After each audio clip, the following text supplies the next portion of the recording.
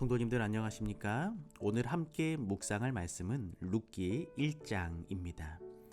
룻기 1장은 사사들의 시대에 일어난 한 가족의 이주와 귀향을 다루고 있습니다. 가나안에 흉년이 들어 살기 힘들게 되자 엘리멜렉 가족은 비교적 풍부한 모압 지방으로 이주하게 됩니다. 그러나 하나님께서 주신 기업을 떠난 가족의 운명은 순탄하지 못했습니다. 결국 가장인 엘리멜렉도 죽고 두 아들 말론과 기럨도 다 이국 땅에서 숨을 거두게 되며 나오미와 두 며느리 즉 세 과부만 남게 됩니다. 대책이 없게 된 나오미는 베들레헴으로 다시 귀향할 것을 결심하게 되고 두 며느리에게 그들의 행복을 위하여 자기를 따라오지 말고 모압 땅에 남을 것을 간청합니다. 오르바는 그 말을 따랐으나 룻은 하나님께 그의 운명을 맡기기로 결심하고 나오미와 함께 베들레헴으로 오게 됩니다. 룻기 1장 1절입니다. 사사들의 치리하던 때에 그 땅에 흉년이 드니라. 유다 베들레헴에 한 사람이 그 아내와 두 아들을 데리고 모압 지방에 가서 우거하였는데, 사사들이 치리하던 때라는 말은 두 가지를 암시하고 있습니다. 하나는 룻의 이야기가 꾸며낸 이야기가 아니고 역사적 사실이라는 것을 말해주고 있습니다. 또 하나는 룻 이야기가 사사시대에 일어난 사건이란 역사적 배경을 제공하고 있습니다. 사사시대는 여호수아가 죽은 후 초대왕 사울이 등장할 때까지 약 350년 동안의 기간을 말하고 있습니다. 어떤 학자들은 엘리멜렉 가족이 기근 때문에 베들레헴을 떠났다면 그때는 미디안의 침략을 받아 이스라엘에 심각한 궁핍함이 있었던 기드온 시대였을 것이라고 생각합니다.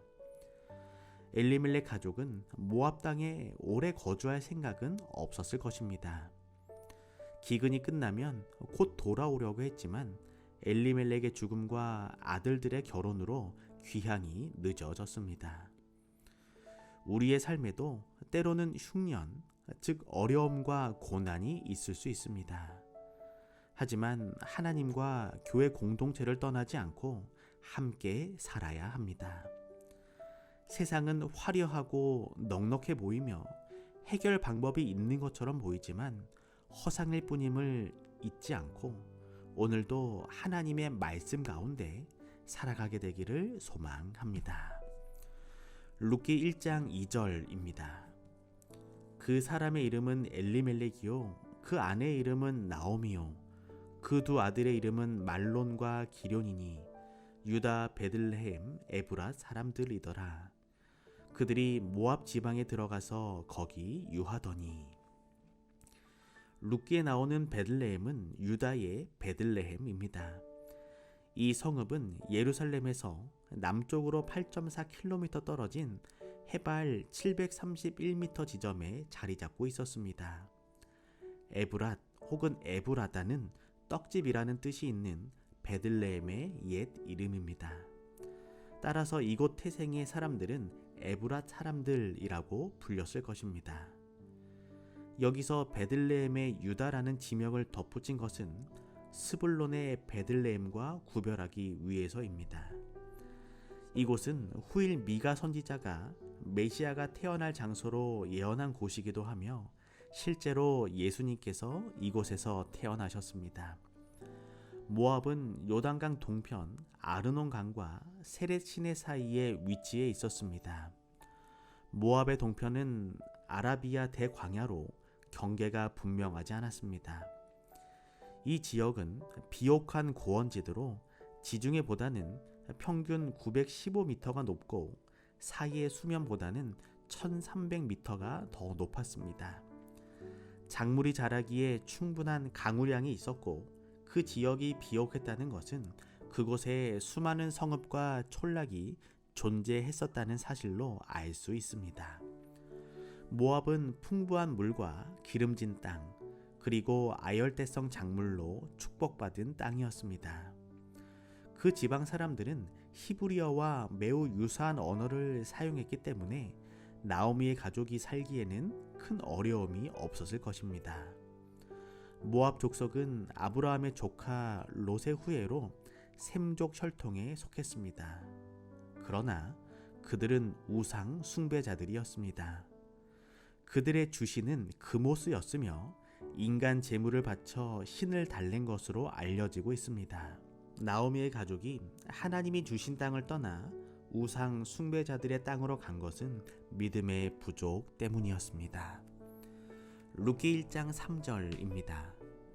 나오미의 남편 엘리멜렉이 죽고 나오미와 그 두 아들이 남았으며, 남편 엘리멜렉은 나의 하나님은 왕이시다 라는 의미로 그가 경건한 집안 출신이라는 것을 말해주고 있습니다.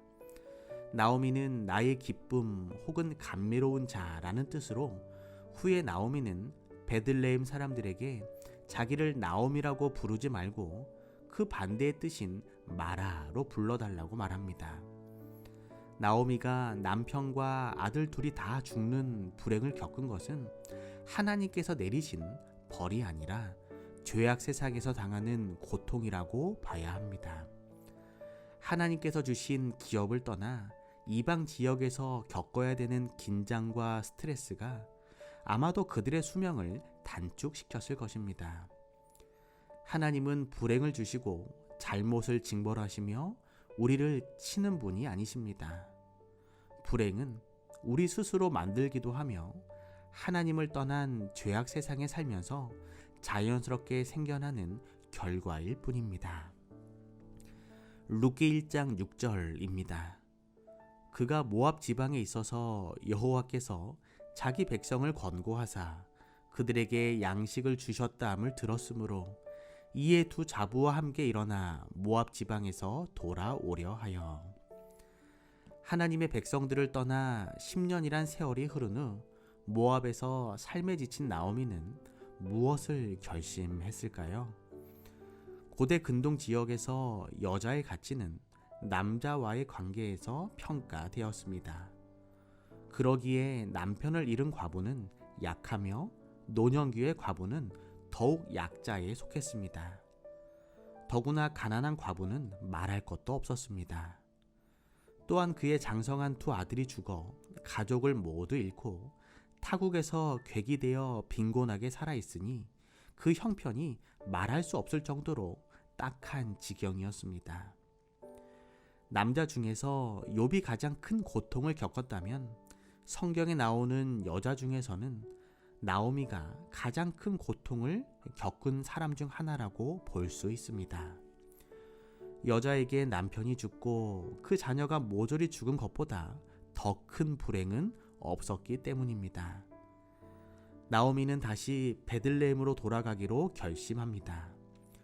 고향을 떠난 지 10년이 넘었는데 가난한 과부가 되어 다시 돌아가는 것이 정말 수치스럽지만 그것밖에 길이 없었습니다.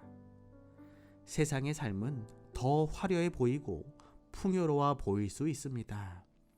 하지만 세상의 삶은 불행으로 가는 길입니다. 하나님을 떠나면 자유로울 것 같아도 점점 몰락의 길을 갈 뿐임을 기억하시길 소망합니다.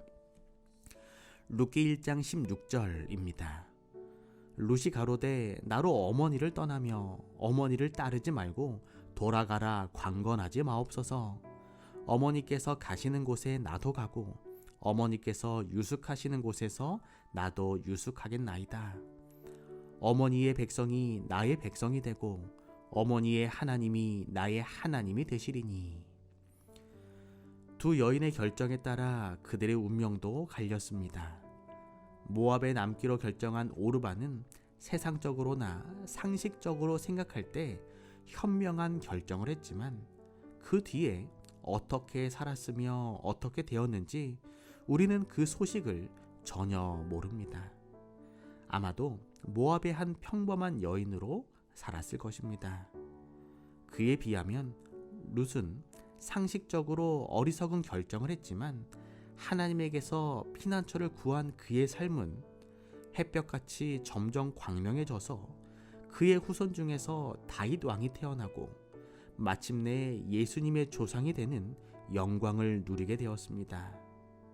룻의 신앙 고백은 모든 헌신에 대한 묘사 중에서 최고의 자리를 차지합니다. 오늘 이러한 룻의 신앙 고백이 우리의 신앙 고백이 되기를 소망합니다. 오늘은 윤승희 집사님 가정을 위하여 기도합니다. 사랑의 하나님, 윤승희 집사님의 삶 속에 하늘의 넉넉한 은혜로 채워주시고 삶의 고난과 어려움이 닥쳐왔을 때 더욱 하나님의 말씀을 붙잡고 의지할 수 있는 믿음을 허락하여 주시옵소서. 유현영 집사님과 유이한, 윤이수 모든 가족들의 삶 속에 룻과 같은 믿음과 신앙을 허락하여 주셔서 룻과 같은 영광스러운 신앙의 삶을 살아가게 하여 주시옵소서. 사랑의 예수님의 이름으로 기도합니다.